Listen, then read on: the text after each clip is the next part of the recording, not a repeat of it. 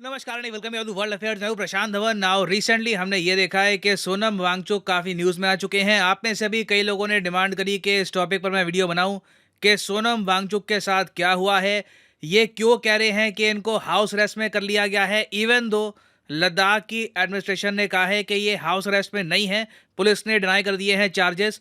सब कुछ हम डिस्कस करेंगे इस वीडियो में, मगर सबसे पहले थोड़ा बहुत ये जान लीजिए कि सोनम वांगचुक कौन है।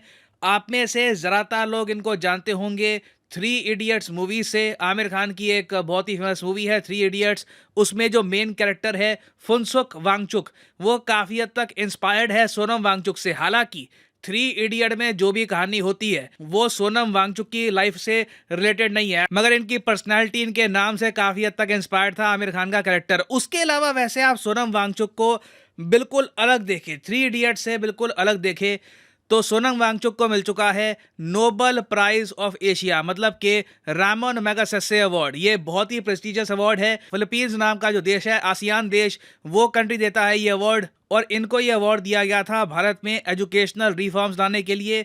इन्होंने ओवर द ईयर्स लद्दाख में काफ़ी काम किया है।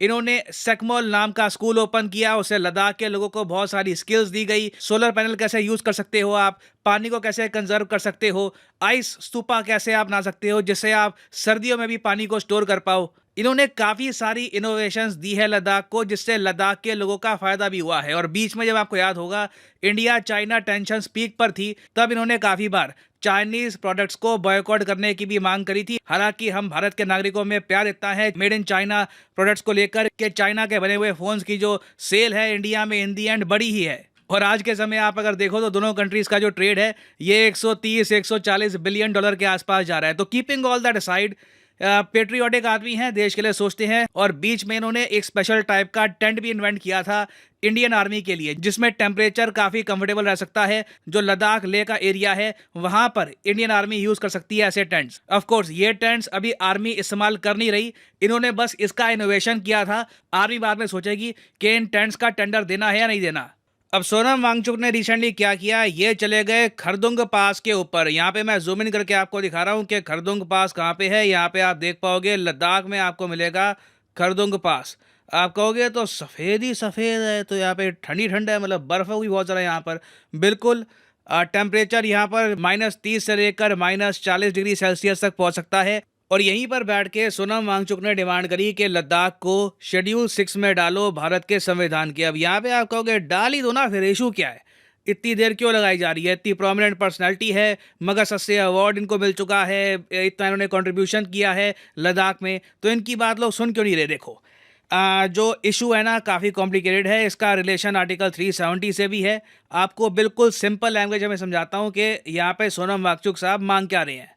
जब भारत का संविधान बनाया जा रहा था तब एक बहुत ही बेसिक क्वेश्चन सामने ये आया कि ट्राइबल पॉपुलेशन के राइट्स का हम क्या करेंगे। हम चाइना तो है नहीं। अब चाइना ने तो क्या किया है कि इनके देश में जो भी छोटी लैंग्वेजेस थी, जो यहाँ पर ट्राइबल पॉपुलेशन थी, उनके कस्टम थे, सब बिल्कुल तोड़ ताड़ दिए।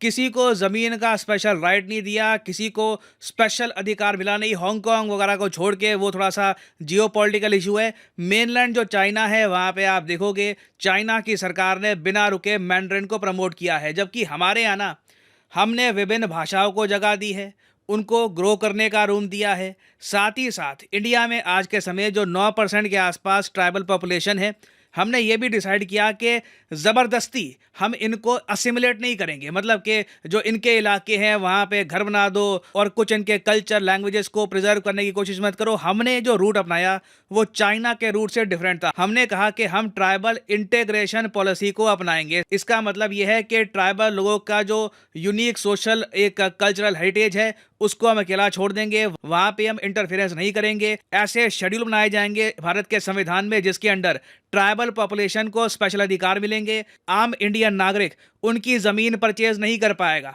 अब एक बड़ा सिंपल सा आपसे सवाल पूछता हूँ, आर्टिकल 370 हट गया, 35A हट गया, ठीक है।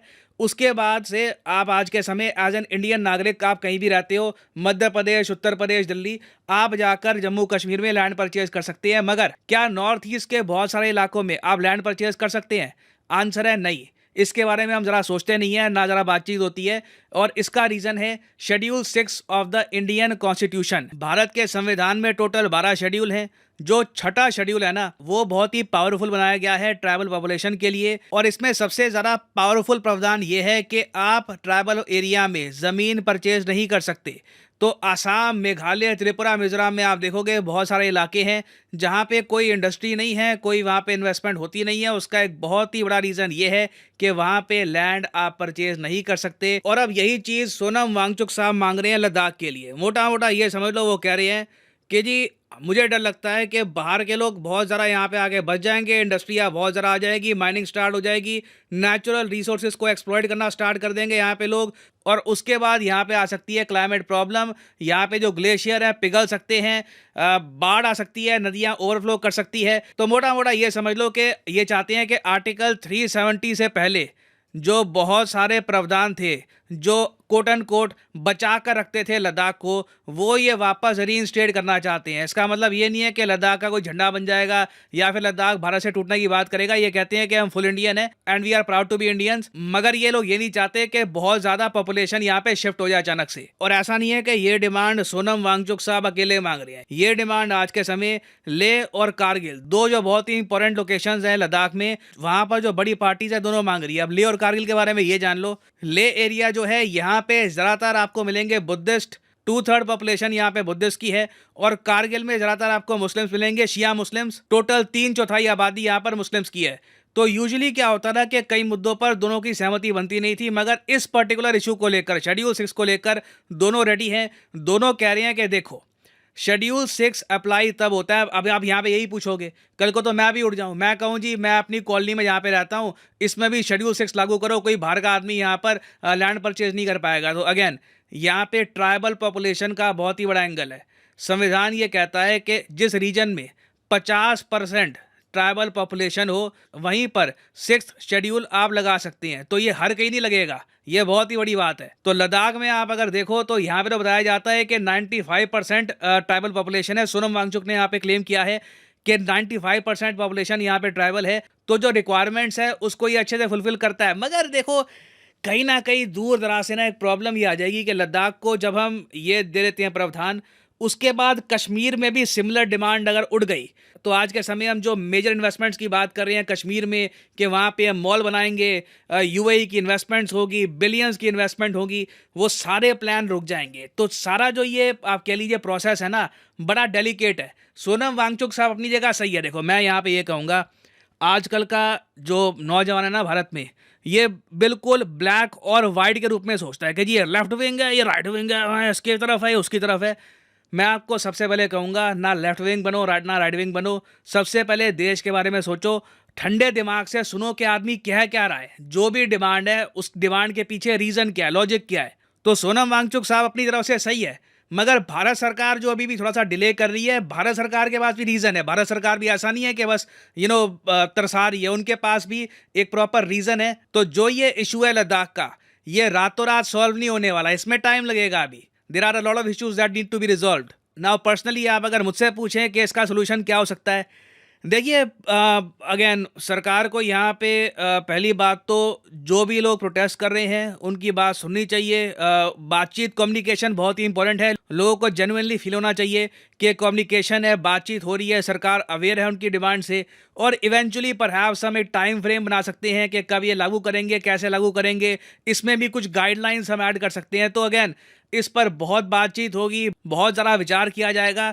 और ये जो डिमांड है सिर्फ शेड्यूल की, इसको फुलफिल करने से पहले भारत सरकार को कई बार सोचना होगा कि इसके बाद का इम्पैक्ट क्या आएगा। तो ये टॉपिक अभी न्यूज़ में रहेगा, इस पर मैं अपडेटेड वीडियोस बाद में ले आऊँगा। और फाइनली यहाँ पर मैं ये भी ऐड कर दूँ कि अनअकैडमी की बम्पर 20% सेल हो चुकी है एक्टिव। अगर आप लाइफ में एक बार प्रॉपरली यूपीएससी एग्जाम की प्रिपरेशन करना चाहते हैं, कमेंट सेक्शन में जाइए, यहाँ पे आपको मिलेगा लिंक।